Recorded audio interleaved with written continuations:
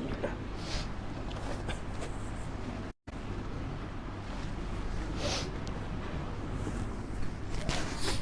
Allahumma hadini wa saddid.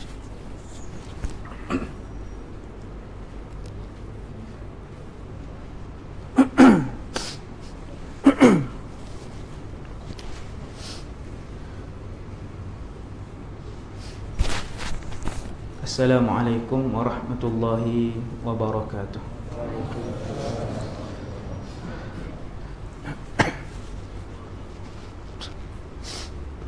A'udzu billahi minasy syaithanir rajim.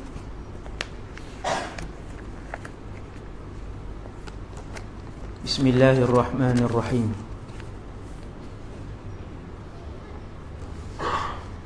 Alhamdulillahi rabbil alamin. Wassalatu wassalamu ala ashrafil anbiya'i wal mursalin wa ala alihi wa ashabihi wa man tabi'ahum bi ihsanin ila yaumiddin. Wa la hawla wa la quwwata illa billah al-aliyyil azim.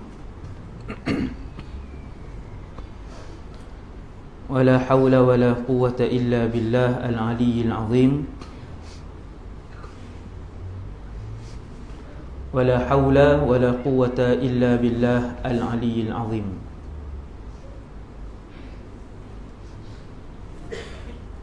Wa ba'd. Terima kasih pada Musi.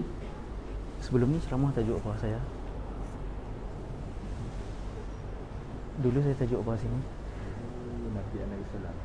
Ha? Nabi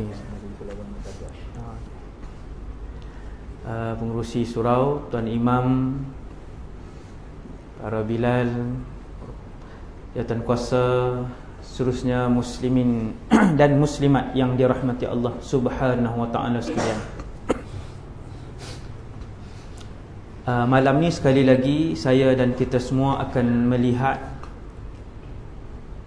antara tanda-tanda kebesaran Allah Subhanahu wa taala dan juga tanda-tanda mukjizat Nabi Muhammad sallallahu alaihi wasallam tentang umur alam ini.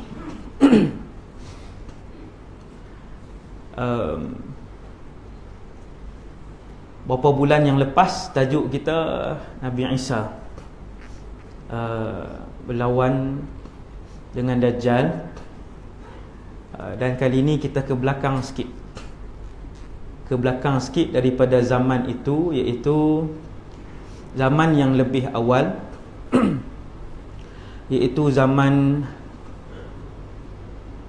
seorang manusia yang paling soleh, paling wara' dan paling bertakwa di atas muka bumi Allah Subhanahu wa taala. Dan dia adalah orang kelima yang pemerintahannya daripada utara ke selatan, barat ke timur. Orang itu ialah orang Islam. Dan orang itu tak datang lagi. Maksudnya, kita jangan kecewa, jangan putus asa. Bila kita tengok keadaan hari ini 2017, orang dah mula berani menghina dan mencaci maki Islam, dan dia sendiri orang Islam. Kita jangan rasa lemah semangat bila kita tengok semua musuh menyerang umat Islam. Sebab bila kita tengok hadis malam ni sekejap lagi, rupa-rupanya akan datang satu masa yang hampir seorang daripada keturunan Nabi Muhammad, Ahlul Bait sallallahu alaihi wasallam, dan kata Rasulullah, ada 4 orang yang pernah memerintah bumi, pemerintahan yang paling besar. Mukminan wa kafiran. 2 orang mukmin dan 2 lagi kafir. Ammal mu'minan, kata Nabi, adapun 2 orang yang beriman kepada Allah dan memerintah bumi ini. Pertamanya Sulaiman alaihissalam, dan yang keduanya Dzulqarnain alaihissalam. Dua ni beriman. Subhanallah. Dan dua lagi adalah kafir. Kata Rasulullah, yang pertamanya Namrud dan yang keduanya Bukhtanasar. Wilayah mereka sangatlah luas. Orang yang duit dia banyak, kerajaannya luas, tenteranya kuat, dalam keadaan dia fasik dan kafir, tidak beriman kepada Allah, itu banyak. Tapi bila jumpa dua orang dalam keadaan Allah memberikan pemerintahan utara ke selatan, barat ke timur, di bawah taklukannya, dalam keadaan dia yang paling beriman kepada Allah Subhanahu Wa Taala, itu jarang berlaku. Macam Nabi Sulaiman lah. Dia memerintah bukan sahaja utara, selatan, barat ke timur, bahkan alam jin dan manusia. Nabi Sulaiman ada kapal. Di atas kapal itu 600,000 orang, jin dan manusia yang hebat. Kemudian kapal itu akan dipayungi oleh burung-burung, kemudian menggerakkan kapal tersebut. Punyalah hebat. Walaupun dia raja, dialah yang paling kaya di kalangan manusia ketika tu, tentera dialah yang paling kuat, segala-galanya. Akan tetapi Nabi Sulaiman alaihi salatu wassalam, apabila melihat nikmat itu, dia kembalikan keseluruhan nikmat itu kepada Allah dengan perkataannya, hadza min fadli rabbi. Subhanallah. Hadza min fadli rabbi, kata Nabi Sulaiman, ini semua kelebihan dari Tuhanku. Itu 4 orang. Kata Rasulullah sallallahu alaihi wasallam, dan ketika mana kalian melihat setiap inci alam ini dipenuhi dengan kejahatan dan kezaliman, daripada yang tak ada pangkat sampailah yang paling tinggi pangkatnya, daripada yang tak dikenali sampailah yang paling terkenal, daripada yang miskin sampailah yang paling kaya, kesemua berlumba-lumba membuat kezaliman, kejahatan dan pembohongan. Ketika itulah kalian akan melihat cucuku, cicit dan keturunanku, kata Rasulullah, beliau akan keluar. Fayamla'uha qistan wa adla, dan dia, cucu Rasulullah itu, akan memenuhkan bumi ini dengan keadilan dan keberkatan. Maksudnya, ustaz, tak ada siapa mencuri? Tak ada siapa mencuri lah zaman itu. Subhanallah. Tak ada jenayah, tak ada. Hari ini 2017, 10 minit seorang anak luar nikah di Malaysia. Maklumat Jabatan Pendaftaran Negara. 10 minit seorang. Bukan zina, lahir. Kalau tanya 10 minit berapa berzina, boleh mencecah angka 1000. Lahir anak 10 minit seorang. Sampai ke hari ini. Dan di Malaysia sudah ada lebih kurang 520,000 orang anak tidak sah taraf. 0,5 juta. Zaman Al-Imamul Mahdi menjadi khalifah, dia khalifah. Parti tak banyak dah waktu tu, tuan-tuan. Satu ya. Parti Imam Mahdi sedunia. Tak ada siapa ada pilihan. Malam ni banyak macam-macam pilihan. Yang nu kata sini ni, sampai kita tak tahu nak beza dah. Orang awam, nak undi mana? Subhanallah. Ni zaman orang jadi tak boleh nak beza, nak cari kebenaran sudah menjadi terlalu samar. Dia akan sampai satu zaman ini khalifah kepada umat Islam, bahkan khalifah yang akan memerintah alam ini. Bukan dia perintah orang Islam saja. Zaman itu seluruh manusia akan tunduk dengan Islam. Maksudnya harapan itu cerah. Cuma yang Allah akan soalkan ialah apakah setiap daripada kamu menjalankan tanggungjawab masing-masing dengan kapasiti masing-masing, dengan kemampuan masing-masing untuk membangkitkan Islam, untuk menjulang Islam, untuk mempertahankan umat Islam. Buat atau tidak kerja. Allah tak tanya duk zaman siapa. Duklah zaman siapa pun, zaman Fir'aun kah kamu, zaman siapa pun yang memerintah. Allah tanya apakah yang kamu lakukan kepada Islam dan umat Islam. Buat tuan. Jadi malam ni kita cerita tentang Imam Mahdi bukan untuk kita semua tunggu tiap hari. Bila nak main ni? Lambat lagi kah? Itu sebab tu saya mukadimah yang tu tuan, supaya kita faham. Bukan cerita ni untuk kita semua tunggu. Untuk tunggu dan tak buat apa. Oh, maksudnya satu hari Islam mesti memerintah bumi ni. Ya. Dan zaman itu yang Nabi sebutkan tentang Mahdi ini, zaman itu belum berlaku sampai malam ini. Maksudnya hasil dari mukadimah saya buat tadi, kita pun faham kita perlu bekerja dan kita perlu berusaha untuk memartabatkan Islam dan membela umat Islam. Satu. Yang kedua, Imam Mahdi ni, kalau tuan-tuan tanya orang Islam hari ni, tak ada siapa tahu pasal Imam Mahdi ni. Maksudnya tak ramai yang tahu. Kenapa saya sebut tak ramai yang tahu?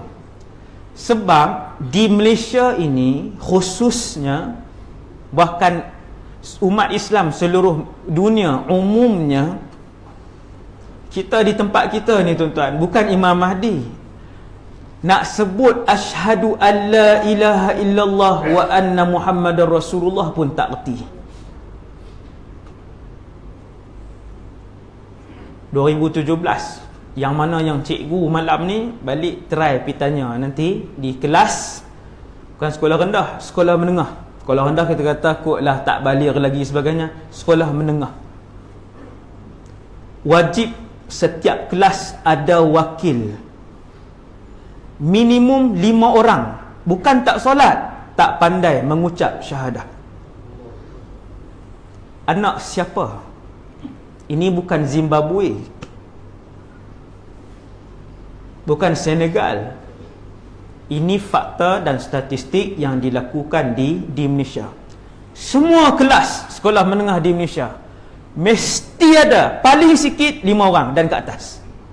Ada kelas 12 orang, ada kelas 5 orang, ada kelas 7 orang dan begitulah. Kalau mengucap tak boleh, nak kenal Imam Mahdi, Allahu Rabbi, lagilah tak kenal. Itu relate dia tuan, yang tu fakta yang kedua. Yang ketiga, Imam Mahdi ini ceritanya, tuan-tuan yang dirahmati Allah sekalian, hadis yang menceritakan tentang Imam Mahdi mencapai tahap mutawatir maknawi. Mutawatir maknawi ini dia lebih tinggi daripada hadis sahih. Kita sebutkan hadis hasan, hadis sahih, atas lagi mutawatir maknawi. Tinggi lagi kedudukannya, disebabkan lebih daripada 40 orang sahabat yang meriwayatkan tentang cerita ini. Ramainya sahabat meriwayatkan tentang kisah ini kerana kerapnya Nabi mengulang-ulang tentang kisah ini. Dan Imam Mahdi ni dia datang pada satu zaman ketika itu yang akan hidup pada zaman itu juga seorang rasul dan seorang lagi ketua kepada orang-orang jahat, ketua kepada Dajjal kecil, namanya ialah Dajjal, dan seorang lagi rasul iaitulah Nabi Isa ibn Maryam alaihi salam, Al-Imamul Mahdi dan Dajjal laknatullah. 3 benda ini adalah perkara yang mega yang akan berlaku pada akhir zaman. 3 perkara ini, 2 tanda besar kiamat, 1 tanda kecil. 2 tanda besar tu Nabi Isa dan juga Dajjal. Dua tanda besar. Satu yang tanda kecil ini ialah Al-Imam Muhammad ibn Abdullah Al-Mahdi. Itu namanya. Ini dia tanda kecil. Tanda besar kiamat yang nombor satu ialah Dajjal. Nabi pun sebut, untuk kalian tengok bahawa Dajjal itu semakin hampir, ialah apabila kamu melihat di sekeliling kalian itu banyak berlaku pembohongan.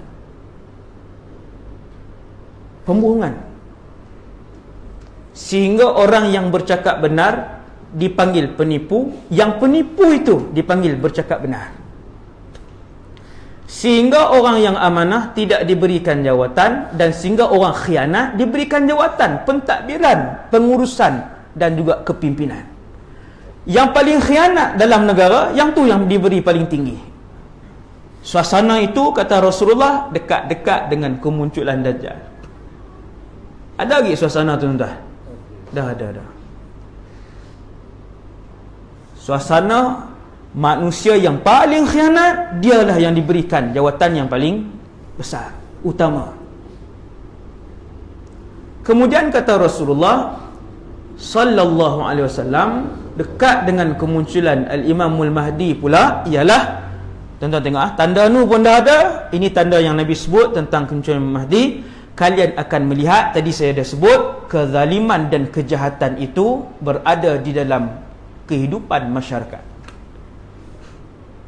Semua nak buat jahat, semua nak fitnah. Seolah-olah pada zaman ini manusia berlumba-lumba untuk berbohong. Keluar satu video, kita pun tak tahu video tu siapa yang terlibat, sah ke tidak, video tu video aib, dedah aurat sebagainya, share. Dengan mudahnya kita share. 800 orang dapat melakukan 800 dosa besar dalam keadaan dia pun tak tahu apa. Satu saat 800 dosa besar. Subhanallah. Maka cerita Imam Mahdi ni juga dibawa, selain daripada tadi dia punya matlamat dia yang saya sebut yang pertama tadi, yang keduanya matlamat kita menyebutkan tentang Imam Mahdi ni ialah tentang satu peluang yang cukup besar kepada saya dan kita semua untuk mendapatkan fadilat asy-syahadah fi sabilillah, mati syahid pada jalan Allah Subhanahu wa taala. Yang mana mati syahid ni dulu saya dah sebut dah sikit. Antara kelebihannya ialah mereka tidak merasakan kesakitan mati, kemudian berada di bawah naungan Allah Subhanahu wa taala di mahsyar. Kemudian yang ketiganya masuk ke dalam syurga Allah Subhanahu wa taala pasti. Dan yang keempat, ketika kita sedang bercakap pada malam ini, sampai malam ini, syurga dan neraka tidak ada manusia dan jin, kosong, kecuali pekerja-pekerja di kalangan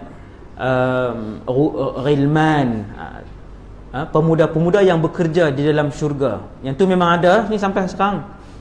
Ghilman ni remaja-remaja, dia bawah lagi, dia remaja, dia lebih kuat. Allah Ta'ala cipta dia tu tak ada mak ayah, terus jadi. Tapi remaja macam manusia tapi tak ada mak ayah. Yang tu nanti tengok nanti. Jadi dalam syurga yang tu dah ada hurul ain dah ada, bidadari dah ada, tapi manusia belum masuk. Dan di dalam syurga sampai ke malam ini, keseluruhan orang-orang yang mati syahid telah pun bersiar-siar di dalam syurga Allah Subhanahu wa taala. Hak mati syahid sahaja. Tetapi bukanlah dengan jasad dan ruh mereka. Mereka bersiar-siar, kata Rasulullah sallallahu alaihi wasallam, setiap yang mati syahid ruh mereka akan dimasukkan ke dalam jasad dan tubuh burung-burung yang berwarna hijau.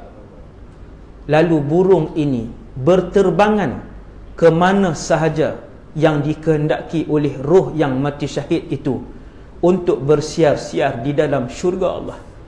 Duduk dalam syurga dah, mati syahid. Dan setiap hari orang yang mati syahid ini mempunyai permintaan kepada Allah, iaitulah, ya Allah, kembalikan kami ke dunia untuk sekali lagi kami mati syahid. Dan yang kedua, kami nak bagi tahu kepada rakan-rakan dan anak-anak kami tentang besarnya kedudukan yang kau berikan kepada orang yang mati syahid.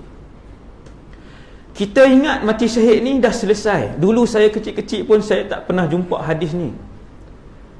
Dan guru-guru pun tak pernah cerita tentang ni, tak sampai lagi. No? Kita ingat era mati syahid ni dah berakhir, kan? Habislah, tak ada dah peluang. Rupa-rupanya mati syahid yang berjihad ni peluangnya sangat besar, iaitulah pada zaman munculnya Imam Mahdi ni. Bahkan bukan sahaja mati syahid, perang yang akan berlaku pada zaman itu, kata Rasulullah, adalah satu peperangan yang paling besar dalam sejarah manusia. Ni yang kita nak cerita ni. Tuan sekalian, jadi Imam Mahdi ni ramai orang mengaku Imam Mahdi palsu sangat banyak. Saya pernah buka YouTube dan tengok Imam Mahdi dalam majlis Dr. Zakir Naik ke ataupun anak murid dia, tiba-tiba bangun seorang Imam Mahdi, kan? Dia pun mengaku. Biasa banyak tuan-tuan dalam sejarah Islam 1200 tahun ni, ratusan yang mengaku. Di Malaysia ada tak Imam Mahdi? Di Malaysia Nabi adalah Rasul, Tuhan. Hantu. Jadi Imam Mahdi ni belum. Orang Malaysia tak sampai lagi, tak ada maklumat rasanya. Sebab tu tak mengaku lagi. Nak mengaku Nabi Isa susah. Sebab Nabi Isa ni dia duduk di langit kedua. Orang tanya langit kedua ada apa? Sebab tu jarang mengaku Nabi Isa, tapi Imam Mahdi ramai. Jadi bila yang berceramah malam tu, anak murid Dr. Zakir, saya tak silap saya, yang berceramah malam tu, bangun Imam Mahdi tiruan ni, kemudian dia tak cakap banyak lah. Yang ceramah malam tu kata, apa bukti kamu Imam Mahdi? Satu je lah dia minta. Dia kata Imam Mahdi ni boleh cakap Arab. Jam lah, sebab orang tu orang India kan yang mengaku tu. Dia pun jawab, dia kata saya boleh. Waktu tu saya pun dengar, lagi dia cakap Arab sungguh jenuh. Bila dia kata saya boleh, dia pun terus cakap Arab. Dia kata Alhamdulillahirabbil alamin arrahmanirrahim maliki yaumiddin. Dia baca Fatihah sampai habis, kan? Dia kata inilah bahasa Arab saya. Tuan-tuan yang dirahmati Allah sekalian, bagi sesiapa yang mengkaji hadis Imam Mahdi, maka dia akan melihat di sana ada beberapa belas kriteria panjang untuk mengaku sebagai Imam Mahdi. Tak cukup salah satu, maka tak boleh untuk mengaku sebagai Al-Imamul Mahdi. Yang pertama, dia mesti dilahirkan di Madinah Al-Munawwarah. Satu surau tak boleh mengaku dah ni, kan? Kemaman lahir di Kuantan, di Sungai Petani, lagi jam, kan? Mesti Madinah. Habis takat tu syarat pertama, jam lah. Hadis yang saya beritahu ni semua hadis sahih dan hasan daripada Rasulullah sallallahu alaihi wasallam. Yang kedua, dia mesti lelaki. Makcik-makcik, ibu-ibu lagilah. Nak sesat ke macam mana ke, nak mengaku, bagi lepas syarat pertama dulu, laki. Yang kedua, dilahirkan di Madinah, kan? Mesti kena lahir Madinah. Yang ketiga, mestilah namanya Muhammad, seperti yang disebut oleh Rasulullah sallallahu alaihi wasallam. Nabi kata yuwati usmu husmi wasmu abihi isma abi. Hadis sahih riwayat Imam Ahmad, Tirmizi dan Abu Daud. Kata Rasulullah, nama lelaki itu, pemimpin itu yang akan menyelamatkan umat Islam ketika itu, namanya seperti namaku, nama ayahnya seperti nama ayahku, iaitu nama dia mesti Muhammad bin Abdullah Al-Mahdi. Mahdi itu gelaran yang diberikan oleh Rasulullah sallallahu alaihi wasallam. Nabi bagi gelaran kat dia. Syarat yang keempat ialah dia mesti dibai'ah di Makkah Al-Mukarramah. Ini syarat yang keempat. Ini akan berlaku tuan Dia mesti dibai'ah di Makkah Al-Mukarramah di hadapan Kaabah. Nah, kalau dalam Tesco pula duk bai'ah lagi ya. Jauh sangat lah tu kan. Depan kedai makan pula. Dia mesti depan Kaabah, di antara Hajar Aswad dan Maqam Ibrahim. Di antara rukun dan maqam. Rukun hujung tu lah, no? Hajar Aswad. Rukun tu Hajar Aswad dengan Maqam Ibrahim. Di situ dia akan dibai'ah. Bai'ah ini di apa? Dia akan dibai'ah, maksudnya macam ni. Orang akan pergi dekat dia, kami menyokong kamu dan melantik kamu sebagai pemimpin umat Islam, dan kami akan memberikan seluruh ketaatan dan wala kami kepada kamu. Itu bai'ah. Maksudnya itulah yang akan dilakukan oleh orang Islam ketika itu kepada Imam Mahdi di hadapan Kaabah, di antara maqam dan juga Hajar Aswad di situ.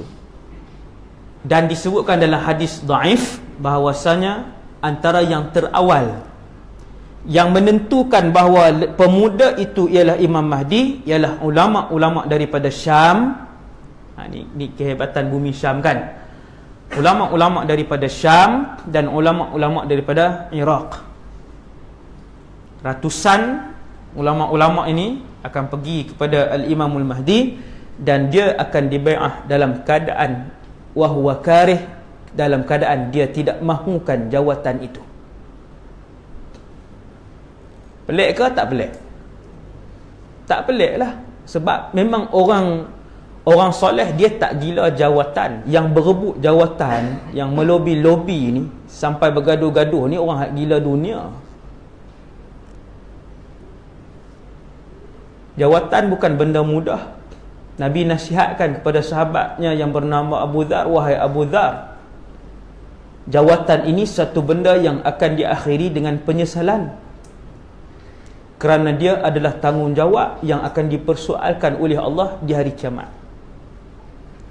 Dengan sebab itu sahabat berlari-lari daripada jawatan, bersumpah-sumpah untuk tolak jawatan, walaupun jawatan ketika itu tambahan pula pada zaman Sayyidina Umar, Uthman dan Ali, yang mana hampir 1/4 dunia di bawah kerajaan Islam. Bukan perintah Malaysia.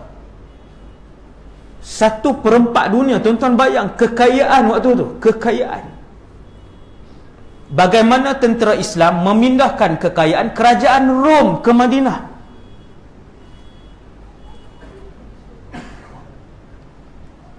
Kekayaan kerajaan Rom ketika Rom jatuh setelah berperang dengan tentera Islam, pindah kekayaan mai Madinah. Sebentuk cincin yang tertinggal dalam poket pejuang Islam, sebentuk itu dikembalikan kerana tingginya amanah orang Islam ketika itu. Padahal kalau diambil sebentuk tu, ada berapa ratus ribu bentuk cincin emas lagi. Kekayaan kerajaan terbesar dunia ketika itu. Subhanallah. Jadi Al-Imamul Mahdi ni dia akan dibai'ah di Makkah Al-Mukarramah, dan ketika itu umurnya, ini yang seterusnya, di antara 30 hingga 40 tahun. 67 jangan mengaku. Tak larat kat pedang dah. Orang kita dengan kencing manis, dengan angin, dengan macam-macamnya penyakit. Tuan-tuan. Jadi 30-an hingga 40-an, mudahlah. Dia dah dilahirkan ke ustaz, dia macam orang biasa. Sampai masa dia akan dilahirkan oleh ibunya dan ayahnya bernama Abdullah. Membesar makan, bukan kata makhluk halus ke manusia. Dia membesar main apa semua, dan kemudian yuslihuhu Allahu fi lailah, kata Nabi. Ketika sampai masanya untuk dia dibai'ah, malam itu Allah mengubah keterampilannya, bukan rupa dia, mengubah daya kepimpinannya, mengubah kesolehannya. Dia jadi malam tu kita tak tahulah macam mana yang sebenar yang dimaksudkan oleh Nabi SAW, tapi Nabi sebut dalam satu hadis yang sahih, yuslihuhu Allah fi lailah, semalam saja. Dia memang dah pemuda yang baik, pemuda yang beriman, pemuda yang bagus, keturunan Rasulullah SAW, yang tu kriteria yang seterusnya. Mesti ahlul bait. Tuan-tuan, ahlul bait ada tak zaman ni? Ada. Sebab tu jaga-jaga dengan satu kumpulan di Malaysia ni yang membenci habaib. Ada tak di Malaysia? Ada. Yang tu bid'ah, yang ni bid'ah, tunjuk habaib, dia benci. Bid'ah kuat, membid'ahkan orang, mensyirikkan amalan yang umat Islam buat. Kemudian apabila disebut habaib, dia benci.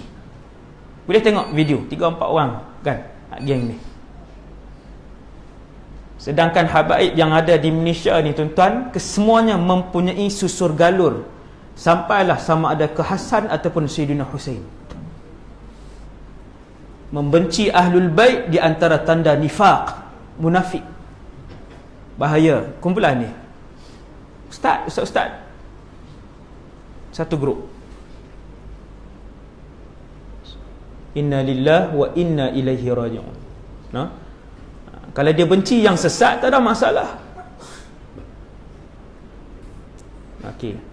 Jadi Al-Imamul Mahdi ini Nabi sebut kepada Sayyidatuna Fatimah, Al-Mahdi itu daripada keturunanmu. Maksudnya Sayyidatuna Fatimah ada anak Hasan dan Husain, maka Al-Imamul Mahdi dia mesti dari susur galur itu. Bukan boleh, tuan-tuan, bukan boleh mengaku saya nak mengaku saya Al-Hasani. Dia Anwar bin Ayub Al-Hasani, kan? Hasani main mana ni? Kan daripada keturunan mana, susur galur mana? Kan main daripada Cina. Kan? Dia nak mengaku tu, dia kena ada orang tahu ayah kamu siapa? Datuk kamu siapa? Naik ke atas, sebutkan. Maka pemegang silsilah nasab keturunan Rasulullah ni, mereka ada peta keluarga itu. Dan dia tak boleh bohong. Kalau kita nak mengaku Al-Husain ni, ni Al-Husain ni apa, duduk di Pakar, tak pernah keluar daripada Pakar. Mengaku Husain ni apa, kenal keturunan dia 3 ke atas tu kenal. Maka nak mengaku ni benda berat. Habib-habib yang datang ke Malaysia ni setakat ini, alhamdulillah, semua nasab mereka tu ada pembuktiannya. Dia ada ulama yang pakar tentang nasab itu. Kalau mengaku, dia tanya, anak siapa? Anak sekian. Siapa nama ayah kepada ayah kamu? Sekian. Siapa nama? Dia boleh tahu. Kita tak boleh bohong. Di Mesir ada, di Syria ada, di Yaman ada yang pakar ni. Tak nak? Jadi Al-Imamul Mahdi ini adalah cucu cicit keturunan Rasulullah sallallahu alaihi wasallam, sama ada daripada Hasan ataupun Husain, itu khilaf di kalangan ulama. Kemudian tadi 30 hingga 40 umur dia, kan? Bukan 12 tahun, bukan 18 tahun. Tu banyak tu kriteria tu, 7 8 dah tu. Sebab itu ketika kita tahu kriteria seorang imam yang nak bergelar dengan nama Al-Imam Muhammad bin Abdullah Al-Mahdi, kalau satu orang tu mengaku, kita tanya 2-3 benda je daripada kriteria ni, dia tak lepas dah. 2-3 je daripada ni. Dan yang paling kuat kata para ulama untuk menentukan seorang itu al-imam yang disebutkan oleh Rasulullah sallallahu alaihi wasallam ialah di hari selepas daripada dia dibai'ah, oleh kumpulan ulama daripada Syam dan kumpulan ulama daripada Iraq, kemudian umat Islam yang lain akan berbai'ah kepadanya. Kata Rasulullah sallallahu alaihi wasallam, ketika kalian mengetahui bahawa berita dia telah pun dibai'ah, imam itu telah pun dibai'ah di antara rukun dan maqam, maka hendaklah kalian mendatanginya. Fabayi'uhu walau habwan 'ala thalji. Pergilah berbai'ah kepadanya walaupun terpaksa merangkak kata Rasulullah di dalam salji. Nabi nak bagi tahu walaupun susah. Sebahagian ulama kata mungkin peristiwa bai'ah itu berlaku pada musim salji. Ada yang ulama setuju, ada tak setujulah. Jadi saya tak mau masuklah banyak sangat khilaf. Kita ambil yang paling asas, Maka Rasulullah sallallahu alaihi wasallam peringatkan kepada saya dan kita semua, kita masih ada peluang untuk mendapatkan mati syahadah fi sabilillah. Nak bagi hati ni jinak mudah. Tuan-tuan, malam ni kalaulah esok kita dengar Imam Mahdi datang, dia di bai'ah, berapa orang malam ni yang akan pergi, termasuk saya? Berapa orang yang akan pergi menyahut seruan Rasulullah, mendapatkan peluang hebat ni, duduk bersama dengan manusia yang paling warak dan paling taqwa di atas muka bumi Allah, bersama-sama berjuang dan kemudian bersama-sama menikmati pemerintahan Islam ketika itu? Berapa orang yang sanggup pergi? Kalau esok, tahu-tahu esok Ahad, esok Sabtu, Sabtu boleh lah Ustaz. Kalau kerja kan, esok kerja tak confirm lagi Ustaz, nak kerja tak confirm lagi, macam mana nak pergi Ustaz? Soalan yang datang, anak 6 orang Ustaz, semua sekolah lagi. Soalan tu akan datang kerana zaman kemunculan itu, tuan-tuan yang dirahmati Allah, ialah seperti zaman yang kita hidup malam ni. Suasana kita pergi kerja, kita ada keluarga, kita ada anak, kita datang ke masjid, kita belajar, kita ada urusan. Suasana dan tuntutan iman beginilah waktu tu Imam Mahdi datang. Waktu itulah pakat tanya iman masing-masing, siapa yang akan pergi menyahut seruan Rasulullah sallallahu alaihi wasallam. Berapa orang? Sudah tentu tidak ramai. Pasti tidak ramai. Kerana pahala syahid itu besar, ganjaran syahid itu sangat besar. Sebab tu tak ramai akan berjaya untuk mendapatkan ganjaran syahid itu. Mesti tak ramai. Malam ni saja kita fikir, bukan sejam ni, yang seminit ni pun kita duk fikir macam-macam dah. Rumah tak habis lagi, kereta dah lah baru keluar bulan lepas baru. Macam mana nak pergi, dia kata. Cucu seorang pun tak ada tengok lagi. Anak sulung baru masuk universiti. Macam mana nak pergi? Tuan-tuan yang dirahmati Allah, persoalan kekeluargaan, perniagaan, harta, itulah juga yang bermain di fikiran seluruh syuhada yang berkorban pada jalan Allah 1400 tahun ni. Tetapi mereka berjaya untuk menepis ke semua persoalan itu dan akhirnya berjuang menyertai peperangan sejak daripada zaman Rasulullah sallallahu alaihi wasallam sampailah pada zaman Sultan Muhammad Fatih dan sebagainya. Mereka juga punya anak, mereka juga punya pekerjaan, mereka juga punya kehidupan sama seperti kita. Bahkan mereka lebih sukar kehidupan mereka daripada hidup kita yang serba moden. Tuan-tuan, dengan sebab itu syahadah ini, untuk membiarkan dia bertapak dalam hati kita, mesti dipohon kepada Allah Subhanahu wa ta'ala.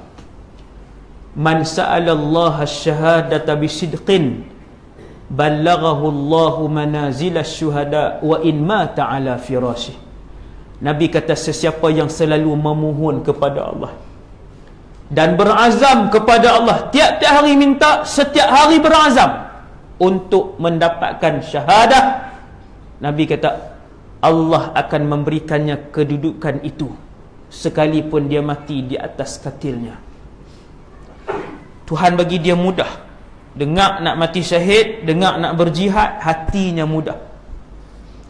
Tapi kalau tak pernah terlintas dalam kepala otak, cuma duk fikir macam mana nak bayar hutang, dalam kepala otak nak daftar anak ke mana, dalam kepala otak bulan depan punya cuti nak pi ke mana, dalam kepala otak nak berniaga apa pula, satu lagi nak buka perniagaan di mana, tak pernah terlintas untuk syahadah, untuk jihad. Datang masanya muncul Al-Imamul Mahdi, maka ketika itu mustahil untuk dia pergi ke sana. Mustahil. Dia memang takkan terlintas pun untuk pergi. Orang bagi tahu ni, orang bagi tahu. Waktu tu semua syarat telah pun ada pada lelaki. Contohnya, pada lelaki itu yang sedang mengaku bahawa dirinya Muhammad bin Abdullah Al-Mahdi, para ulama kesemuanya telah berhimpun di kelilingnya, di Makkahul Mukarramah, di bai'ah di hadapan Kaabah. Sampai ni berita kita. Macam mana ni? Tangan duk cedok cakotiau. Macam mana nak pergi ni? Nak bawa ubat banyak mana? Dia fikir. Nak tinggalkan anak RM4. Tak apa, tak jadi ya. Semoga kalian memperolehi syahadah. Saya doakan. Dah yang tu. Hantar mesej. Rugi kita. Rugi. Nak dapat syurga zaman ni tuan. Zaman ini nak dapat syurga. Inilah peluangnya. Inilah peluangnya. Tuan-tuan tengok bila Nabi sebut tanda dekat, tanda-tanda bahawa dekat kemunculan Dajjal, tanda-tanda bahawa dekat kemunculan Mahdi, semua tanda tu dekat. Dah ada pun dalam masyarakat Islam. Tanda yang Nabi sebut, Nabi kata kalian nak tahu dekatnya kemunculan Mahdi, kalian nak tahu dekatnya kemunculan Dajjal, itu tandanya. Telah berlaku yang pertama, telah berlaku yang kedua, telah berlaku yang ketiga. Dengan jelas. Tak ada khilaf. Berlaku tanda itu, tidak ada khilaf di kalangan ulama akhir zaman yang menghuraikan hadis ini. Ulama tak khilaf, oh ini mungkin ini tak. Dia bila tanda itu dah berlaku, maka kita tak tahu secara tepat tahun berapa dan sebagainya, kita tak tahu. Cumanya kita dapat tahu bahawasanya ianya dekat. Kan? Dekat tu berapa? Wallahu a'lam. Itu jawapan yang paling selamat sekali. Wallahu a'lam. Tanda yang paling kuat bahawa itu ialah Imam Mahdi, kata Rasulullah, ialah apabila dia dibai'ah, maka ketika itu akan keluar satu kelompok tentera daripada Syam. Syam juga. Tapi yang ni tentera jahat. Tentera itu dipanggil oleh Rasulullah Jaish As-Sufyani. Mana tentera Sufyani? Wallahu a'lam. Para ulama banyak mengeluarkan pendapat. Tak apa kita sebut. Yang pasti tentera jahat tu datang daripada Syria. Hari ini antara presiden, antara yang paling jahat dalam dunia ni Bashar al-Assad. Membunuh lebih daripada 300, lebih daripada 400,000 rakyat dia sendiri. Bashar al-Assad. Lebih daripada 2 juta, lebih dari 3 juta rakyat dia yang telah keluar. Penuh sana dan sini. Wallahu alam. Saya tak kata yang tu tentera yang akan keluar daripada Syam. Kata Rasulullah, tentera itu akan keluar daripada Syam, kemudian akan menyerang Makkah Al-Mukarramah. Fa idza kanu bi bayda'a minal ard khusifat bi awwalihim wa akhirihim. Apabila mereka sampai di satu tempat tanah lapang, sebagian para ulama kata namanya Baida, nama tempat tu ada di Madinah. Ni Syam, ujung sekali Palestin, Syria, Jordan, habis dah bang. Madinah di sini, Madinah, sini Mekah. Mekah hujung. Ni Madinah, ni Mekah. Bila Nabi sebut Imam Mahdi ni dibai'ah di Mekah, di sini. Syam mana? Syam, sini Syam. Jordan, Syria dan Palestin. Jordan, Syria dan Palestin, ini semua Syam. Dan tentera itu disebutkan oleh para ulama daripada Syria, daripada sini, daripada Syam ni. Sebab hari ni Syam, kalau sebut bumi Syam, maka dia merujuk kepada sini, Syria. Palestin, Syria, Jordan, Madinah, Mekah. Tentera itu akan keluar daripada sini.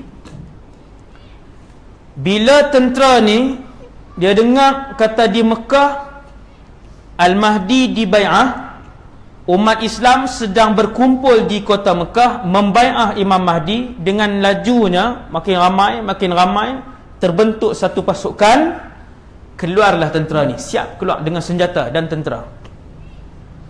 Apabila sampai di Baida, Jordan, sini. Baida ni di Madinah, ada satu tempat nama Baida di sini. Apabila sampai di sini, di satu tempat yang bernama Baida, tanah itu terbuka. Merekah. Faham tak merekah? Terbuka macam tu, tanah terbuka. Lalu tanah dan bumi Baida itu menelan ke semua sekali tentera-tentera As-Sufyani. Hadis tu hadis sahih, dan kata para ulama, itu adalah tanda yang paling kuat untuk kita menentukan yang dibai'ah itu adalah Al-Imam Muhammad ibn Abdullah Al-Mahdi. Ni tanda ni. Apa dia tanda dia? Keluar tentera daripada sini ataupun daripada Syam, tentera yang jahat, sampai di Baida, kesemua sekali ditelan oleh bumi. Hanya berbaki seorang atau dua sahaja daripada tentera itu.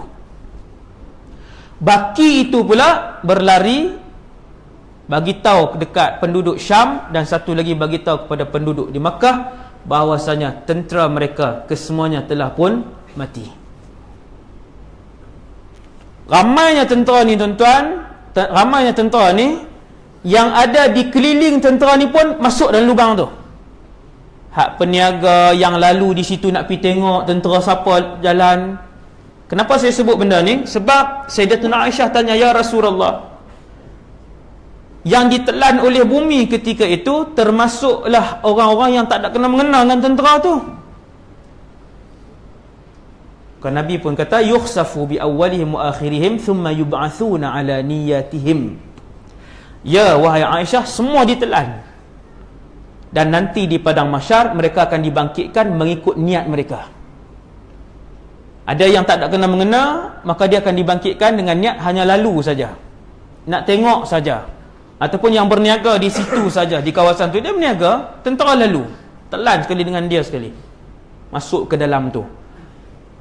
Jadi ulama bila baca hadis tu, hadis yang tentera As-Sufyani akan ditelan di tempat tu, antara faedah yang dikeluarkan oleh ulama ialah jangan berada dekat dan mencampuri dengan orang-orang yang dilaknat oleh Allah Subhanahu wa taala dan orang-orang yang zalim.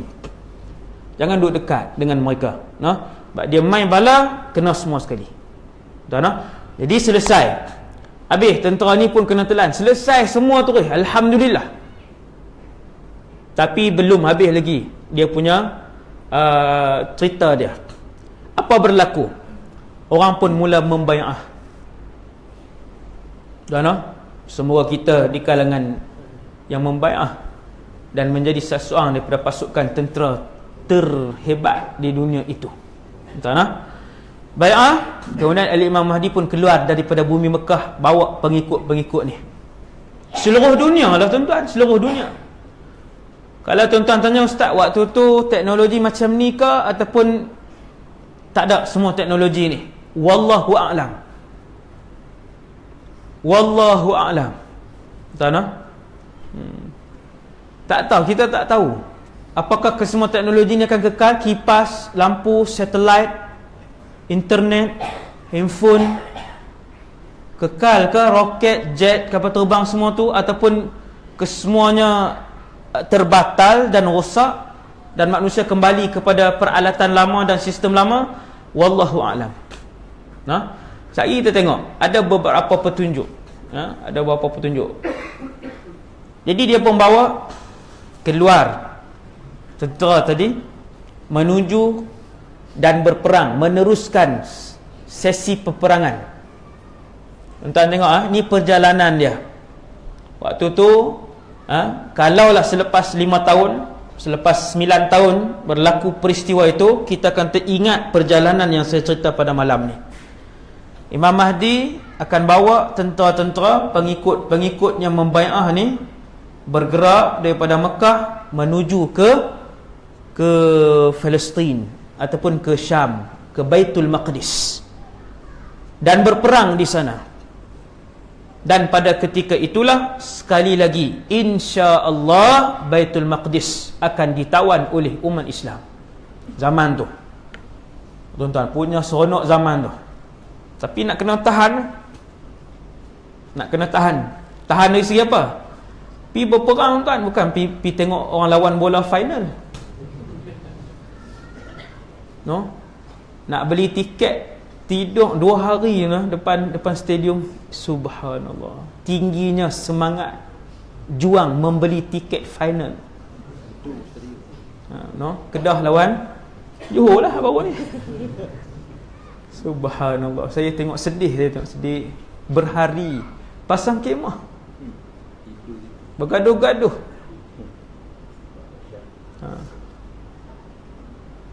Jadi yang ini lebih susah.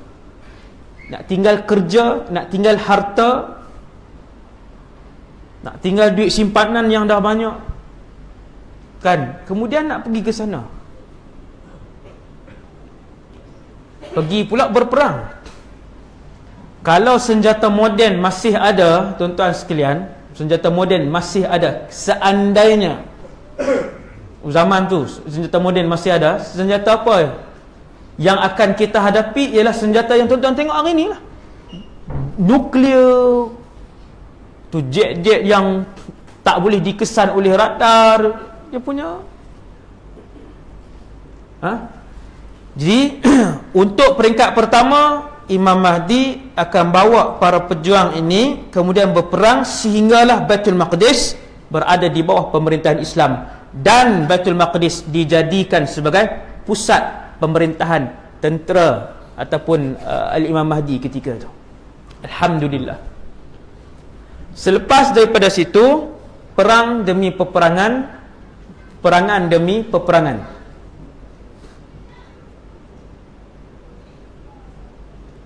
Sehingga berlaku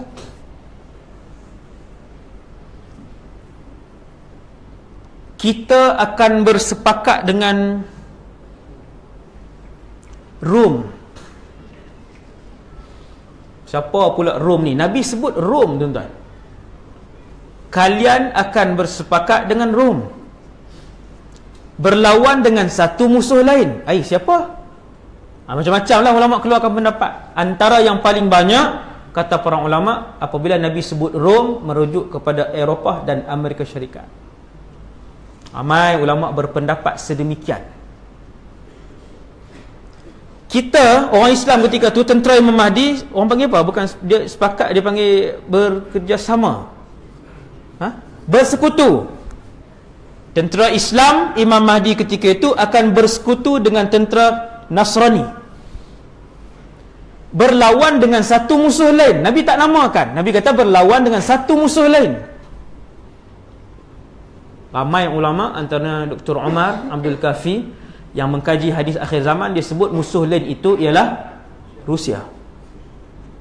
Ijtihad lah, yang ni bukan hadis, bukan qat'i, bukan muktamad. Ijtihad, ulama ijtihad. Tapi ini akan berlaku. Kita bersekutu lawan, akhirnya menang yang bersekutu ni, orang Islam dan Nasrani ni, menang. Kemudian setelah menang, orang Nasrani pun sebut bahawasanya yang memenangkan kita ialah salib ini. Dia mula daripada situ, jadi besar. Orang Islam tak suka dengan perkataan itu, tak setuju. Yang memenangkan itu ialah Allah. akhirnya berpecah. Sehinggalah orang-orang kafir itu bersekutu ke semua mereka. Yang ni yang perang besar ni, yang disebutkan di dalam hadis dengan nama peperangan itu Nabi namakan Al-Malhamatul Kubra, perang terbesar. Tuan-tuan tahu di mana perang itu berlaku? Peperangan itu akan berlaku di Syria. Hak ni Nabi sebut spesifik nama tempat, dia tak ada khilaf. Iaitu Nabi kata, kalian akan melihat musuh-musuh itu akan turun dan berhimpun di satu tempat. Hadis Sahih Muslim, yang tempat itu bernama Al-A'maq ataupun Dabiq. Google lah, Alif Ain Mim Alif Qaf. Dia atas Syria, di utara Syria. Saya pun tak sampai tempat tu. Tempat lain alhamdulillah, saya akan cerita sikit. Yang lain-lain tu saya pernah sampai. A'maq atau Dabiq ni tak terlintas untuk pergi ke situ.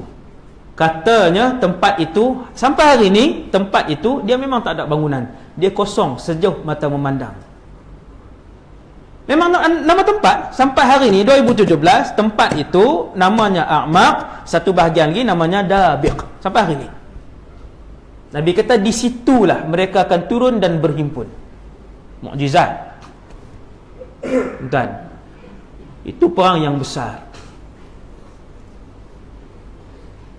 Yang mana yang akan menyertai pasukan tentera Imam Mahdi ketika itu hanyalah mereka-mereka yang terbaik di kalangan umat Nabi Muhammad sallallahu alaihi wasallam. Yang terbaik sahaja. Dalam satu hadis dhaif disebutkan bahawa mereka kesemuanya adalah awliyaullah. Semua wali saja. Subuh 6.30 tak pergi perang ni. Hutang orang saja tak bayar, takkan masuk perang ni. Mustahil. Mustahil. Mulut kuat mengumpat, mustahil. Semayang duk tinggal lagi satu waktu, sehari satu waktu, mustahil. Fasik mustahil untuk menyertai perang ni. Mustahil. Tak dapat. Subhanallah. Dia kena bersih. Yang ni kena bersih. Nak dengki dendam dengan orang, yang tu orang kata penahan dan halangan pertama untuk menjadi pasukan Imam Mahdi. Tengok orang tu nak jengki, tengok orang ni nak dendam, tengok nak hina orang Islam lain, takabur depan orang Islam lain. Tak layak.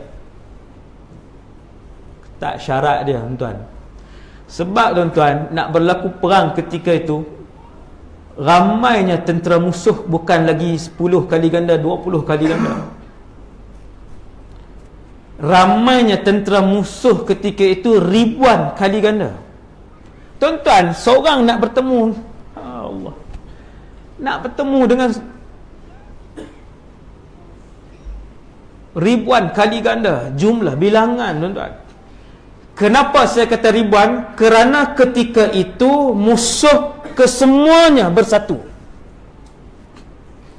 Kesemua agama musuh. Kesemua aliran musuh. Waktu tu, tuan-tuan boleh bayang, hari ni nampak bergaduh kan, blok komunis dengan blok Amerika Syarikat kan. Dia ada dua blok tu, China, Syria, Rusia, tu blok komunis. Korea Utara kan, Korea Selatan, Jepun, Eropah, Amerika Syarikat, ni blok satu lagi. Kesemua bergabung. Banyak mana tuan-tuan. Dan Nabi sebut, Nabi kata seolah-olah Nabi melihat, seolah-olahnya lah, bila Nabi cerita tu kita bayang macam Nabi tengok mereka akan berhimpun tahta thamanina rayah, di bawah 80 bendera. Bendera 80 bendera. Kita faham zaman ini seolah-olah 80 negara. Banyak tuan. Kita orang Islam dah lah yang ni sakit, yang ni miskin, yang ni yang paling banyak sekian orang Islam ni Berapa kerat yang nak pergi? Berapa kerat yang akan bersama dengan keturunan Rasulullah ni? Tuan-tuan, akhirnya berimpunlah, kata Rasulullah sallallahu alaihi wasallam, untuk menghadapi al-malhamah al-kubra.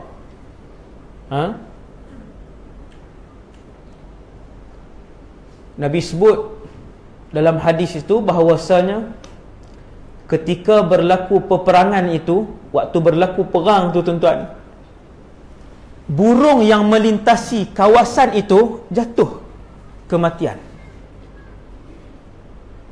Kawasan perang tu, maksudnya suasana perang, burung yang melintas pun jatuh, kena juga dia pun. Maksudnya mungkin bahagian udara, bahagian bawah dan sebagainya. Maka bergeraklah tentera Al-Imamul Mahdi ni dengan jumlah yang sedikit. Dengan jumlah yang sedikit, pergi ke tempat yang bernama A'maq ataupun Dabiq tersebut, dan kemudian berlakulah pertempuran ketika itu. Guna apa ustaz? Alat moden ke, alat baru ke? Wallahu alam. Cumanya pada peringkat awal 1/3, tuan-tuan, bergerak satu tempat, kemudian tentera Islam bergerak di satu tempat. Kita tak boleh nak bayang, kita tak pernah duduk di tempat tu, di medan perang. Siapa yang pergi umrah, ajak mutawif pergi ke Badar. Hari ni kerajaan Saudi dia dah mula benarkan orang yang buat umrah ni untuk keluar daripada Mekah, Madinah. Dulu bila kita buat visa buat umrah, 3 tempat saja kita boleh pergi. Lain pada tu boleh ditangkap. Mekah, Madinah dengan Jeddah. Keluar daripada tu bahaya. Boleh, tapi kalau kena tangkap, dia rampas pasport dan sebagainya. Sekarang Saudi pun dah tak ada dana dah. Banyak projek-projek terbengkalai. Dia buka untuk turis ni makin luas. Boleh pergi. Saya dah sampai alhamdulillah di Badar. Tapi janganlah pergi sama-sama kita. Bila sampai di Badar, orang tanya, di mana berlaku perang? Bakat tengok 10 orang, semua tak tahu. Di mana tempat orang Islam? Tengok pula 10 orang, semua tak tahu nak jawab. Yang tu rugi lah, kena bawa orang yang reti. Tuan-tuan, saya sampai di situ alhamdulillah. Kita tengoklah tempat yang Nabi camp Rasulullah SAW dan camp tentera Abu Jahal ketika tu. Jauh juga tuan-tuan, tapi nampaklah bukit besar di sana dengan banjaran yang besar di hujung sana pula, dalam berapa 10 km lebih kurang. Dia luas, tengah tu luas. Ada pekan kecil je di situ, di mana didirikan kemah Rasulullah. Di situ dah ada masjid Arish, nama tempat tu. Al-Udwatul Quswa, Al-Udwatul Dunya, di mana berlaku pertempuran, di mana macam itulah. Baru kita boleh bayangkan. Dia bila berlaku perang ni, kita boleh tengok kekuatan musuh daripada jauh. Tengok. Maka dalam peperangan Al-Malhamatul Kubra, Al-Malhamatul Kubra ni, dalam peperangan ini, apabila sampai sahaja di tempat untuk bertempur itu, tentera Al-Mahdi yang Imam Mahdi bawa peringkat awal ini 1/3 tarik diri. Tak dan perang lagi, baru tengok, baru lihat kekuatan dan kuantiti musuh. Tuan-tuan bayang, seorang berdiri depan banyak ni, nak buka silat apa? Silat pulut je yang ada waktu tu. Hak lain semua simpan, tak boleh keluar. Nak buka silat apa? Satu orang banyak ni. Fayanhazimus thuluthul awal, kata Rasulullah. 1/3 tarik diri. Subhanallah. La yatubullahu alaihim abada. Allah tak terima taubat mereka. Bahaya hak nak pergi. Yang ni, grup ni yang pergi berperang dan menyertai atas dasar apa? Semangat saja. Dia tak bina iman. Daripada hari ni dia tak pernah bina iman, azam dengan ikhlas, memohon kepada Allah dengan ikhlas untuk mati syahid. Dia tak pernah bina yang tu. Ilmu pun tak ada. Pergi dengan semangat. Ini bahaya. Pergi dengan semangat, tengok-tengok hilang semangat. Hilang semangat, dia pun balik. Sebab dia pergi dengan semangat. Yang kekal ketika itu hari perang ni tuan-tuan, kita dengar gendang sebelah sana dengan gendang di sebelah sini pun kita dah perut ni mengecut. Lah tuan-tuan pergi final pun mengecut perut. Baik bola tu. Kecut ni sakit perut. Sebelum main tu, bukan kita main, pasukan negeri main. Tapi dah fanatik. Ni rasa-rasa kecut di sini ni. Subhanallah. Itu orang yang main bola final. Ini berperang dan kita sendiri. Nak bayang tengok. Waktu tu tarik diri 1/3. Kemudian bermula pertempuran, syahid 1/3 lagi. Tinggal 1/3 saja. Kata Nabi SAW, 1/3 itulah yang kekal sehinggalah mereka berjaya menewaskan pasukan musuh. Allahu Akbar. Kalah tuan, musuh kalah. Dalam satu hadis sahih menyebutkan mereka itu kesemuanya adalah awliyaullah. Kesemua sekali mempunyai karamah. Kesemua sekali jenis semayang berjemaah 5 waktu. Kesemuanya adalah pendiri-pendiri qiyamul lail. Kesemuanya yang hati mereka tidak ada dendam dan hasad kepada mana-mana muslim yang lain. Yang menang tu. Dan Nabi juga puji yang mati syahid yang 1/3 itu juga, mereka juga syuhada yang mempunyai kedudukan yang tinggi di sisi Allah Subhanahu wa taala, insya-Allah. Ketika mana ghanimah dibahagi-bahagikan. Ni hadis panjang. Ghanimah ni harta rampasan perang. Banyaklah tuan-tuan. Bukan 2 buah negara tuan, bukan 2 buah negara. 80 rayah. 80 bendera. Lebih kurang wallahu alam 80 negara. Masing-masing bawa macam-macam kelengkapan. Pelbagai kelengkapan. Akhirnya dibahagi-bahagikan. Ketika dibahagi-bahagikan itulah, bahagi-bahagi ghanimah tadi ni,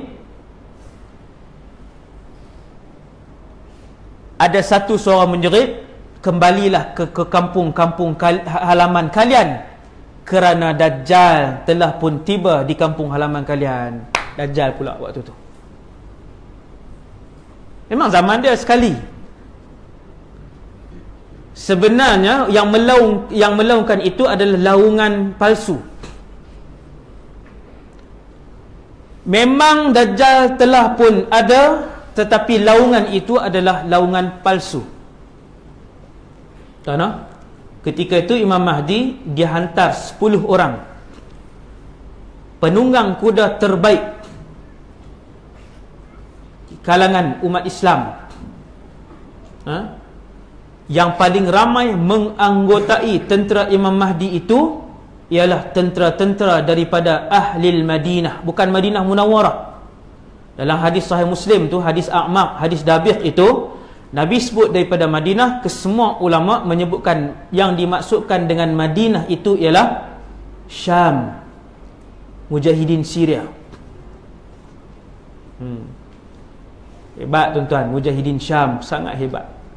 Mereka lah pasukan Mujahidin terbaik yang menganggotai tentera Al-Imam Muhammad ibn Abdullah Al-Mahdi. Terbaik. Yang lain-lain tu kita lah, insya-Allah. Tak berani sebut insya-Allah. Tak apa Ustaz, Ustaz pergi Ustaz, kami sokong. Wallahu alam. Jadi daripada Syam. Daripada Syam. Dan dalam hadis yang lain, hadis tentang fadilat ataupun kelebihan bumi Syam, Nabi pun sebut sesungguhnya apabila berlaku malahim, perang tadi, Allah Subhanahu Wa Taala akan menghantar satu pasukan terhebat daripada Madinah, iaitulah Syam. Dan ketika itu ada satu bandar yang umat Islam berlindung di kota tersebut. Kota itu namanya Dimashq. Yang ni Nabi sebut terang-terang. Kota itu bernama Dimash. Sebab tu bila sebut pusat pemerintahan tadi, saya sebutkan Syria dan juga Palestin. Sebab Nabi sebut Dimash dan Baitul Maqdis, dua kota ini, Dimash dan Baitul Maqdis. Kata Rasulullah, tempat berlindung ramai orang Islam di satu kota namanya Dimash, dan pusat pentadbiran mereka adalah di pinggir kota Dimash. Tempat itu sekali lagi Nabi sebut spesifik juga, Nabi kata di satu daerah namanya Ghutah. Yang ni saya dah sampai. Saya belajar di Dimash 7 tahun dalam kota Dimash. Alhamdulillah, kota yang sangat barakah, dirasai keberkatannya, sehingga saya bila duduk lama di situ mencari-cari doa yang tidak dimakbulkan oleh Allah sepanjang berada di situ. Saya duk tengok apa doa yang Allah tak makbul lagi. Kesemuanya punya barakah bumi itu, tuan-tuan. Sampailah saya pernah memohon satu benda yang mustahil dari segi adat, iaitu untuk bawa ibu dan ayah mengerjakan haji daripada bumi Syam. Bukan tawaf di Syria, pergi melalui situ. Tapi itulah permintaan saya, dan permintaan itu dimakbulkan oleh Allah. Bumi Syam ni memang siapa masuk dia boleh rasa kelainannya. Semua student tahu, bahkan student daripada Mesir ke, daripada Jordan ke, Jordan, bahkan daripada Jordan, bila masuk aja sempadan Syam dah rasa lain. Aura barakah tu lain. Siapa saja kita bawa turis pun daripada Malaysia pergi ke sana, bila masuk Jordan dah rasa lain. Masuk balik Syam rasa lain, keberkatannya tinggi. Tempat menjadi pusat pemerintahan Imam Mahdi dan Nabi Isa di situ. Nabi Isa nak turun pun di situ. Kem tentera Islam yang terkuat juga di Syam, di Dimash dan juga di Ghutah. Ghutah ni pinggir kota Damsyik. Saya ada keluarga angkat di situ dan selalu saya pergi di situ. Tanah lapang lah, banyak bangunan sikit-sikit saja. Tuan-tuan, di situ. Nama Ghutah. Jadi bila menjerit laungan palsu tadi, Dajjal telah keluar. Memang waktu tu memang zaman yang Dajjal akan keluar, sangat hampir. Sangat hampir. Maka orang ketika itu, umat Islam melepaskan ghanimah daripada tangan mereka, harta rampasan perang. Ketika itulah harta rampasan perang tidak diendahkan. Sebab apa? Sebab masing-masing takut. Bukan takut kat Dajjal, risau dengan iman anak dan isteri dan ahli keluarga di kampung masing-masing. Maka waktu itu diutuskan seramai 10 orang penunggang kuda terbaik pada zaman itu, kata Rasulullah. Nabi sebut penunggang kuda. Adakah Nabi sebut penunggang kuda tu kiasan kepada kepantasan? Tidak. Sebab dalam hadis itu Nabi sebut ketika itu Al-Mahdi akan menghantar 10 orang penunggang kuda terpantas dan termahir di atas muka bumi Allah. 10 orang ni, kata Rasulullah, aku kenal nama kesemua penunggang itu. Bukan sahabat, daripada orang zaman ni lah, tapi Nabi tu saya sebut seolah-olah Rasulullah melihat benda tu. Nabi duk tengok peperangan tu. Kata Rasulullah, aku kenal ke 10 mereka, nama mereka, nama ayah mereka dan warna kuda-kuda mereka. Wa alwana khuyulihim, kata Nabi dalam hadis tu. Bila Nabi sebut yang tu, maksudnya dia itu bukan kiasan lah, memang itulah yang akan digunakan. Pedang, tombak, kan, panah, kuda. Cuma dia tidak menafikan benda-benda moden. Saya tak pernah sebut maksudnya benda moden, tak ada dah. Saya tak sebut macam tu. Wallahu a'lam. Yang pasti kenderaan-kenderaan perang, alat perang tradisional ini akan digunakan. Pasti digunakan, kerana perkataan tombak, panah dan kuda itu disebutkan oleh Rasulullah. Ku kenal nama penunggang itu dan aku tahu warna kuda-kuda mereka. Subhanallah. Maksudnya macam Nabi tengok tu, yang kuning, yang oranye, yang hitam, yang putih kuda tu kan. Wallahu Nabi tidak perincikan warna kuda-kuda tersebut. Tuan-tuan sekalian, 10 pasukan ni pergi tengok, rupanya Dajjal tak keluar lagi pun, tapi dekat dah. Masa itu sangat hampir, zaman itu sangat hampir. Akhirnya mereka pun kembali dan musuh telah pun menguasai semula kawasan tu. Imam Mahdi pun menyusun serangan yang seterusnya, susun balik serangan seterusnya, dan akhirnya menang. Setelah berjaya menewaskan, tuan-tuan, pasukan musuh yang paling besar, ketika itu orang kufar bergabung di bawah satu panji, maksudnya di bawah satu kumpulan, satu blok ya. Komunis ke, semua duduk di situ, kalah mereka ni. Selepas habis perang itulah keluarnya Dajjal di Asfahan dan Khurasan. Ni cerita keluar ni. Saya cerita sikit lagi, boleh ke sikit lagi? Boleh no? 5 minit insya-Allah. 5 minit. Tuan-tuan sekalian, waktu tu keluar Dajjal. Allahu Rabbi. Sebesar-besar fitnah alam. Apabila Dajjal ni keluar, dia keluar dengan pasukannya. Dia ada pasukan perang dia. Pasukan perang kanan ada 70,000, itu yang paling kanan. Yang paling kanan, kesemuanya Yahudi totok. Original punya Yahudi. Original ni bukan yang kahwin dengan orang Australia ke, yang Yahudi tu kahwin dapat anak. Yahudi keturunan asal. Yang jahat ni. Yang tu tentera kanan Dajjal. Dajjal pun pergi satu tempat ke satu tempat, mensyirik dan memurtadkan umat Nabi Muhammad sallallahu alaihi wasallam. Akhirnya bertembung dengan tentera Imam Mahdi, tetapi tidak dapat dikekang oleh tentera terbaik umat Islam ketika itu, walaupun tentera itu dipimpin oleh Al-Mahdi. Tak boleh lawan.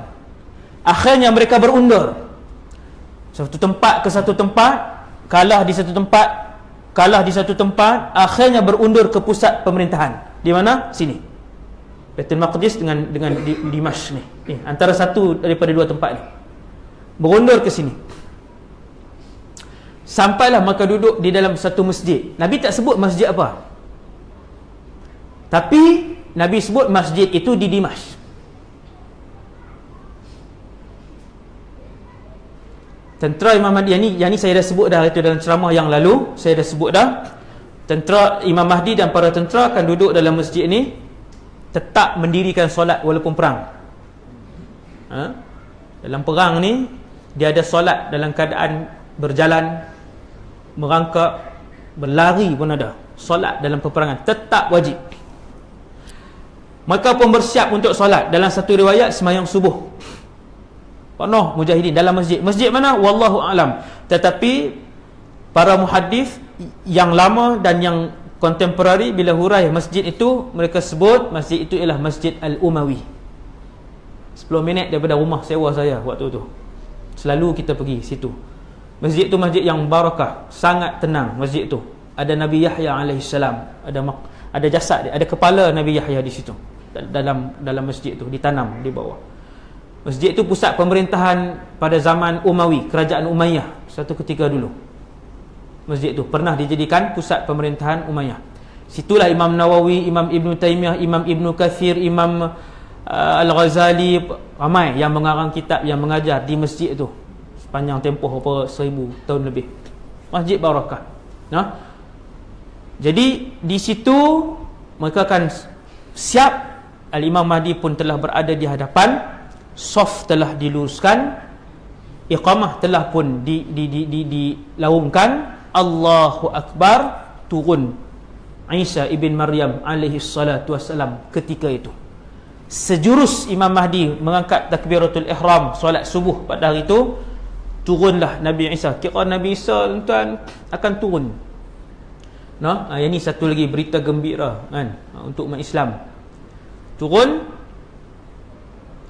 Yang turun Nabi Isa ni malaikat, dengan rupa bentuk malaikat.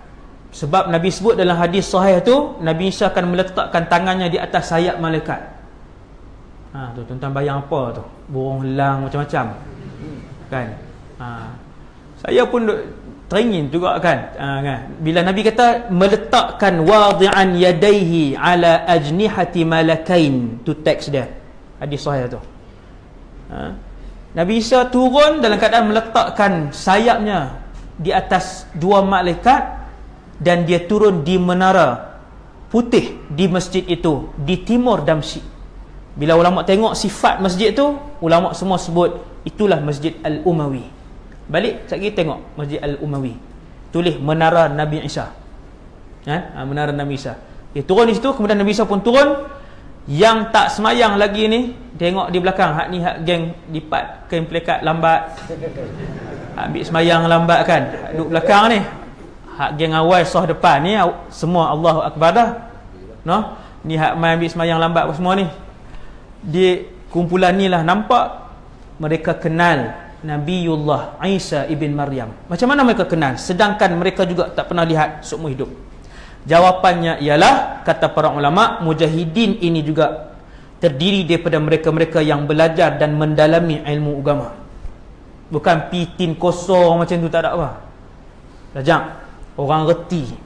Sebab sifat Nabi Isa ni disebut dengan jelas oleh Rasulullah SAW. Nabi sebut dia akan turun dengan berpakaian dua lapis, kain jubah dua lapis, rambutnya panjang, mukanya seperti baru keluar daripada bilik mandi, macam baru mandi, muka bersih, bersinar.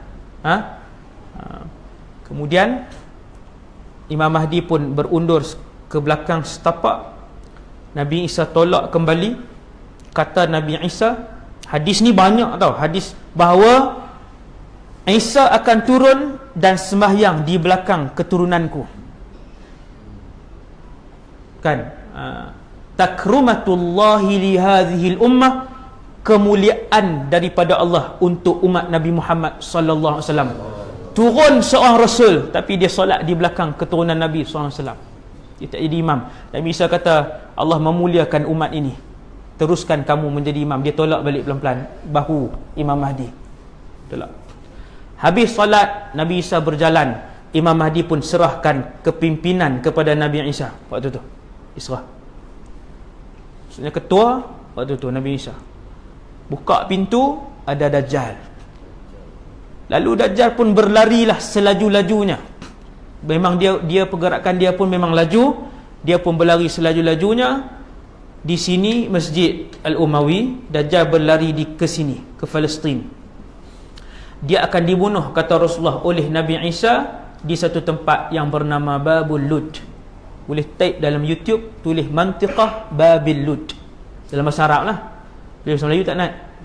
Mantiqah Babil Lud, ada video 5 minit ataupun 3 minit, dia tunjuk kawasan Babil Lud di Palestin hari ni. Situlah Dajjal akan dibunuh. Dajjal terbesar alam tu, bukan badan dia besar, paling jahat, yang paling penipu tu. Bunuh di sini habis, matilah Dajjal. Kemudian tentera dia dibunuh oleh pasukan Islam. Kemudian saya ringkaskan, keluar satu lagi tanda kiamat, Ya'juj wa Ma'juj. Saya ringkaskan, selepas daripada Ya'juj wa Ma'juj yang mengerikan juga tu, Ya'juj Ma'juj ni lagi hebat, Nabi Isa pun tak boleh lawan. Lagi debeh, lagi backing. Ya'juj Ma'juj ni lagi dahsyat dia punya pasukan tentera dia. Allah Ta'ala beritahu, wahai Isa, sekarang tembok Ya'juj Ma'juj sudah pun pecah, kalian tidak layak berlawan dengan mereka. Lagi dahsyat. Naik bermunajat je lah. Allah Ta'ala hantar pasukan, Allah Ta'ala hantar bantuan, mati Ya'juj Ma'juj. Maka hiduplah pada ketika itu di bawah pemerintahan Nabi Isa dan juga Imam Mahdi. Nabi sebut sama ada 5 atau 7 atau 9 tahun pemerintahan emas itu. Seluruh keberkatan bumi dikeluarkan, seluruh keberkatan langit diturunkan. Waktu tu kulit delima boleh dijadikan sebagai payung. Buah delima yang besar ni kan, payung punyalah besar buah delima ketika tu. Pada zaman Sayyidina Umar bin Abdul Aziz pernah terjadi sebahagian daripada keberkatan itu. Tapi yang paling dahsyat zaman ni, Imam Mahdi dan Nabi Isa itu yang paling sempurna keberkatan. Allah keluarkan semua, tak berbaki sedikit pun. Zaman Umar bin Abdul Aziz, waktu itu gandum pada zaman itu, gandum sebesar ini. Gandum sebesar ni, ibu jari saya ni, barakah punya gandum. 3 biji ya gandum makan, bos pinggan, buat roti. 3 biji ni ya cukup satu roti.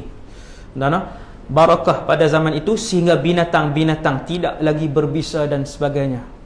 Tuan bayang zaman tu, zaman Isa bin Maryam dan juga zaman Al-Imam Al-Mahdi. Semoga Allah Subhanahu Wa Taala menggolongkan kita di kalangan pengikut Nabi Isa dan juga Al-Imam Mahdi, insya-Allah. Sekadar tu dulu untuk malam ni, yang baik daripada Allah Subhanahu Wa Taala, yang lemah dan kurang daripada diri saya sendiri. Aqulu qali hadza astaghfirullahal azim li wa lakum.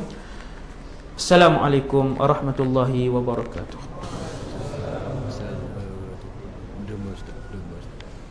Ada ni